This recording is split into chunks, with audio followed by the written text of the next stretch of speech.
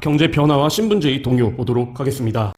사방간을 쓰고 자리를 찾는 인물을 몰락한 양반인 잔반으로 볼 수도 있고 경제력을 기어 신분성스럽게 하는 성민으로도 볼 수 있다. 이 쓰고 있는 것 자체가 양반을 상징하기 때문에 몰락한 양반이지 않을까 싶기도 합니다. 자, 양난 이후, 그러니까 외란과 호란 이후에 조선에서 가장 많이 달라진 것은 바로 상업이 발달했다는 겁니다. 임진왜란 때는, 조선 전기 때는 장시, 시장이라고 하는 것은 거의 없었습니다. 왜 그러냐면 조선은 유교 중심 국가고, 유교에서는 농업을 굉장히 사랑했고 상업을 굉장히 금기시했습니다. 왜 그러냐면 농업을 통해서 돈을 버는 것보다 상업 활동을 하면은 돈을 막 엄청나게 많이 벌거든요. 그러니까 그럼 모든 사람들이 다 상업을 하면은 그 근본 산업이었던 농업을 할 사람이 없기 때문에 조선 전기까지는, 임진왜란 이전까지는 상업을 굉장히 국가가 막는 과정이었다라고 보시면 됩니다. 임진왜란 이후에 국내에 많은 사람들이 죽게 되고 땅도 황폐화가 되고요. 그러니까 사람들이 먹고 살기 위해서 뭡니까? 자기가 팔 수 있는 물건을 가지고 나와서 이제 팔기 시작하게 되는 겁니다. 그게 결국에 뭡니까? 그게 바로 시장이 형성되기 시작한 겁니다. 그러니까 장시 시장이라고 하는 거는 조선 정부에서는 계속 막으려고 했지만 백성들이 먹고 살기 위해서 어쩔 수 없이 만들어졌다라고 보시면 됩니다. 자, 양난 이후 황폐해진 토지를 복구하는 과정에서 보나 저수지 같은 수리시설이 확충되고 모내기법이 전국에 보급되었다.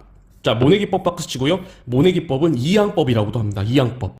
모내기법은 이양법이라고도 하는데 쌤이 이 모내기법 이양법을 로또라고 했죠. 자, 모내기법의 장점이 뭐가 있냐면, 자, 볼게요. 모내기법의 보급으로 노동력이 절감되고, 그래서 노동력이 거의 4-5배 절감이 엄청나게 됩니다. 노동력이 엄청나게 절감되고, 그리고 수확량은 4-5배 엄청나게 늘어나요. 그러니까 노동력은 줄어들면서 수확량은 늘어나니까 안 하면 바보죠. 그쵸? 그리고 벼와 보리의 이모작도 가능합니다. 그러니까 1년에 농사를 2번 지면서 보리 수확까지 할 수 있습니다. 그런데 왜 이걸 모내기를 안 했을까요? 그러니까 조선 후기 때 여기 나오는데 보나 저수지 이런 수리시설은 물 관련 시설이라고 합니다. 그런데 이양법은 로또라고 했잖아요. 그럼 이양법이란 건 결국에 뭘까요? 우리가 이 그림을 보면 아는데, 우리가 4월달이나 5월달쯤에 벼를 심어있는 시골에 논을 이렇게 지나가 보면은 벼가 이렇게 심어져 있고 뭐가 이렇게 채워져 있습니까? 바로 물이 빽빽하게 채워져 있죠. 그러니까 모내기법 이양법은 물 먹는 하마입니다. 농사를 짓는데 노동력이 절감되고 수확량이 늘어나고 벼, 보리, 이모작 가능한 아주 큰 장점이 있지만 물이 굉장히 많이 필요하거든요. 근데 우리나라 특징은 7, 8월 여름에 강수량의 거의 60%, 70% 이상이 집중해서 내리는 나라지 않습니까? 그러니까 물을 관리할 수 있는 시설이 아주 중요하거든요. 그런데 한 해에 물을 예를 들어서 관리를 못해서 모내기법 이양법을 농사를 졌는데 이게 안 져진다. 그러면 그냥 망합니다. 그냥 망해요. 그냥 중간이 없습니다. 그냥 잘 되면 대박인데 망하는 거예요. 물 관련 시설을 제대로 할 수가 없으면은. 그래서 물 관련 시설 기술이나 어떤 이런 인력이나 이런 것 또 없었던 조선 전기 때는 이양법 모내기법을 막았습니다. 그런데 조선 후기 때 이제 이런 수리시설이 많아지면서 모내기법이 보급이 됐고요. 그러면서 쌀 생산량이 비약적으로 늘어나게 됩니다. 그리고 뭐가 가능해지게 되면 광작이 가능해졌죠. 자, 예를 들어서 전에는 방 하나 정도의 크기만 농사를 질 수 있었는데, 자, 노동력이 절감되니까 방 하나 정도가 아니라 방 하나 정도 농사를 졌는데 노동력이 거의 5분의 1, 4분의 1 정도로 줄어드니까 이제 뭐예요? 시간이 남아요. 그러니까 나머지 시간 동안 뭡니까? 원래 농사 짓던 속도대로 하면은 한 5개 방 정도는 더 농사를 질 수 있는 겁니다. 그러니까 무슨 얘기일까요? 이양법을 통해서, 모내기법을 통해서 노동력이 절감됐다는 거는 그만큼 뭐예요? 그만큼 한 사람이 농사 질 수 있는 넓이가 넓어진다. 그래서 그거를 광작이라고 합니다. 광작은 1인이 농사짓는 넓이가 넓어지는 것을 광작이라고 합니다. 그래서 모두 다 모내기법이 전국에 보급되면서 일어났던 일이다라고 보시면 되고요.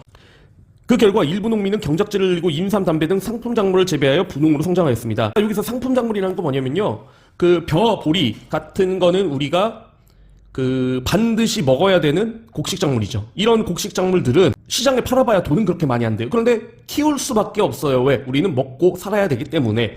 근데 상품작물은 우리가 굳이 안 키워도 먹고 살아요. 인삼, 담배 없어도 살잖아요. 그쵸? 그런데 이거는 키워서 팔기만 하면은 돈이 엄청나게 돼요. 그래서 상품이란 거 뭐예요? 시장에 팔아서 돈이 짭짤하게 남는 작물이다 해서 상품작물이라고 하는 겁니다. 바보가 아닌 이상 이런 상품작물을 재배해서 다 뭐예요? 부자가 되고 싶잖아요. 그런데 이 상품작물은 노동력이 어마무시하게 들어갑니다.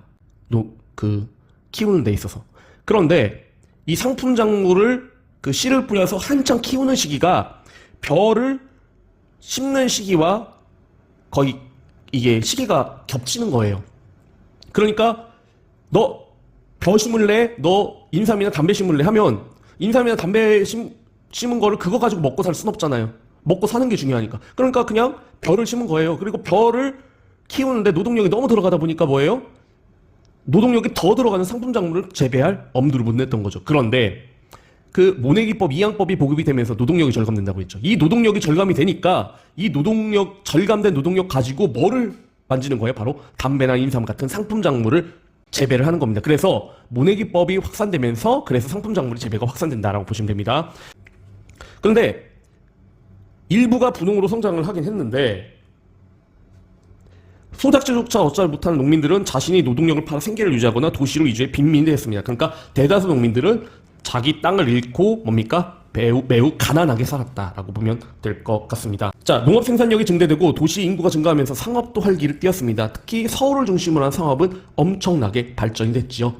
근데 특히 대동법의 시행으로 등장한 공인과 정조 이후 자유로운 상업활동을 보장받던 사상들이 상업활동을 주도하게 됩니다. 자, 그래서 공인은 말씀드렸죠. 공인 하면은 세금은 종류가 뭐였죠? 쌀, 몸으로 때우는 거, 그 다음 특산물.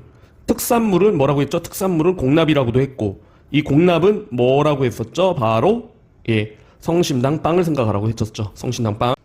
근데 대동법이 뭐였어요? 성심당 빵을 그전에는 직접 냈는데 대전에 있던 성심당 빵이 인천으로 가요. 자, 인천으로 가면은 그 전에 대전에 있었던 사람은 인천 가서 빵을 사와야 돼요. 막 4-5배 비싸게 돈을 들이는 겁니다. 세금을 엄청나게 돼요. 그러니까 너무 힘들잖아요. 그러니까 국가에서 이때 이제 당시 시장이 발전이 되니까 국가에서 특산물 내지 말고 쌀로 내고 국가에서는 뭡니까?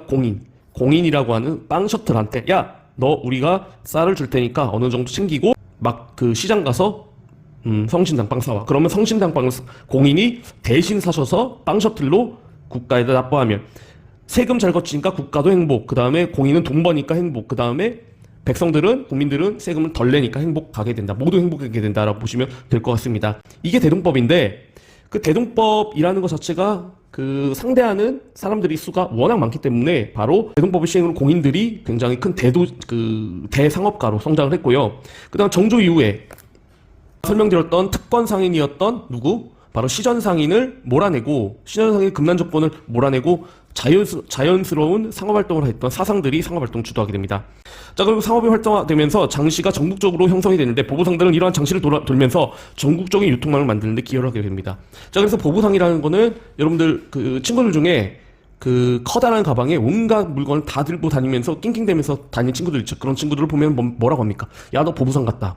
보부상은 철물상, 그러니까 굉장히 다양한 물건을 파는 사람들인데 이런 사람들이 걸어 다녀요.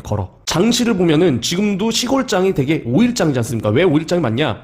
보부상이 장시와 장시를 연결을 하는데 예를 들어서 안산시장에서 장사를 했던 보부상이 저 옆에서 수원시장이든지 고양시장이라든지 용인시장이라든지 다른 시장을 건너가는데 사이에서 5일 정도 걸렸거든요. 그래서 보부상이 걸어가는 그거에 따라서 장시가 형성이 전국적으로 확산된다라고 보시면 될 것 같고요. 상업이 발달되니까 자연스럽게 물물 교환으로는 상업이 활성화될 수 없거든요. 그래서 또한 상공업이 발달되면서 화폐의 수도 증가하여 상평통보가 전국적으로 유통됩니다. 상평통보는 엽전을 말합니다. 엽전이 전국적으로 유통을 되게 되고요. 자, 그 다음에 수공업이 발전되는데 결론적으로 보면은 조선 후기 때는 모든 영역에서 민간 영역이 발전되고 관영 영역은 정부 영역은 다 떨어진다라고 보시면 됩니다. 그러니까 당연하죠. 수공업 같은 경우에는 자 일을 시켜서 그 민간 수공업 같은 경우는 자기가 사장님이니까 물건을 만들어서 열심히 팔기만 팔면은 뭡니까? 자기한테 떨어지는 돈이 많으니까 좋은데 관영 수공업은 뭐예요? 관영 수공업은 떨어진 게 적어요. 떨어진 게 적은 게 아니라 아예 없어요. 억지로 데려다가 그냥 일 시킵니다. 강제로. 파는 것, 받는 것도 없이. 그러니까 민간 수공업은 발전이 되고 발달이 되고 그리고 관영 수공업은 쇠퇴한다라고 보시면 됩니다. 자, 그 다음에 민간 광산 개발을 보면은요. 민간 광산 개발은 지금 반도체 공장 만드는 거랑 비슷하다고 보시면 됩니다. 무슨 얘기냐면요. 이 광산을 만들 때 돈이 엄청나게 들어가요. 예. 지금 반도체 공장 짓는 거하고 똑같다고 보면 됩니다. 그런데 그 조선 전기 때는 민간 자본이 발전이 안 됐기 때문에 감히 광산을 개발할 엄두를 못 냈는데 이제 뭡니까? 조선 후기 때는 돈을 가진 사람이 엄청나게 많아지다 보니까 나 돈 더 벌려고 민간 광산 한번 개발해볼게 이런 얘기가 나오게 될 수 있었다고 보시면 됩니다. 상품 합계 경제가 발달함에 따라 양반 중심의 신분 질서가 무너져 가게 됩니다. 특히 붕당 정치가 변질되면서 상당수의 양반이 몰락하고 바로 잔반으로 떨어지고요. 그리고 부를 축적한 상민들은 다양한 방법을 통해 양반으로 신분을 상승시키게 됩니다. 중간 계층의 신분 차별 폐지를 요구하였으며 중간 계층 정부는 도망가는 노비가 늘어나자 재정 보충을 위해 공노비를 해방시키게 됩니다. 정부는 도망가는 노비가 늘자 재정 보충을 위해 공노비를 해방하게 됩니다. 계층이 분화입니다. 계층의 분화는 붕당정치가 변질되면서 상당수의 양반이 중앙정치에서 밀리는 향반이나 잔반으로 전락하게 됩니다. 향반은 그냥 힘을 유지하는 거예요. 힘을 유지. 향은 고향이죠. 그래서 고향에서 에헴하면서 힘을 유지하는 애들이고 잔반은 말 그대로 뭡니까? 그냥 망하게 됩니다. 잔반은 망했다라고 보시면 돼요. 자, 그래서 잔반 중에는 숭어업, 상공업 등을 통해 생계를 유지하거나 소장록이 되는 경우도 있었다. 또한 몰락한 양반 중 일부는 상민에게 족보를 팔기도 합니다. 향반은 지방 세력이 된 양반이고요. 잔반은 몰락한 양반, 망한 양반입니다. 조선 때는 이제 조선 전기 때만 해도 조선 전기, 그러니까 임진왜란 이전까지만 해도 신분이 양반층, 상민층, 노비층으로 나뉘어 있었습니다. 자, 양반층은 말 그대로 양반이고, 그다음 상민층은 책에 따라서는 평민 또는 양인이라고도 부릅니다. 그래서 평민, 상민, 양인은 같은 말이다라고 보시면 되겠고요. 그 조선 후기 때 중인이라고 하는 새로운 계층이 만들어지거든요. 중인이라고 하는 중인. 양반 같은 경우에는 뭡니까? 힘이 굉장히 약해지죠. 그쵸? 대부분이. 그러니까 양반 중에서 저기 세력이 약해지는 애들도 있겠고, 그 다음에 양반만이 아니라 상민, 평민 중에서 신분이 올라가는 애들도 있겠죠. 그래서 조선 전기 때는 없었는데 조선 후기 때 임란 이후에 가운데서 중인이라는 계층이 만들어지게 됩니다. 자, 이게 뭐냐면 한마디로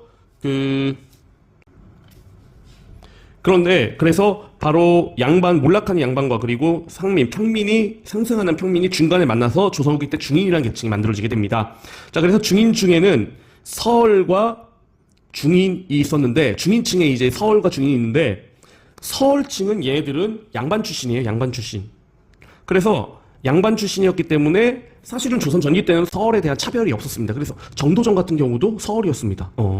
그런데 서얼과 중인, 근데 중인층의 중인은 얘는 원래 상민, 평민 출신이에요. 자, 똑같이 신분운동을 하는데 볼까요? 서얼은 문과에 응시할 자격과 주요관직 진출 허용권을 요구하였습니다. 자, 문과에 응시할 자격과 주요관직 진출의 허용을 요구. 자, 문과는 그때 당시 조선의 최고 시험입니다. 이거에 합격하면 뭡니까? 출세 보장.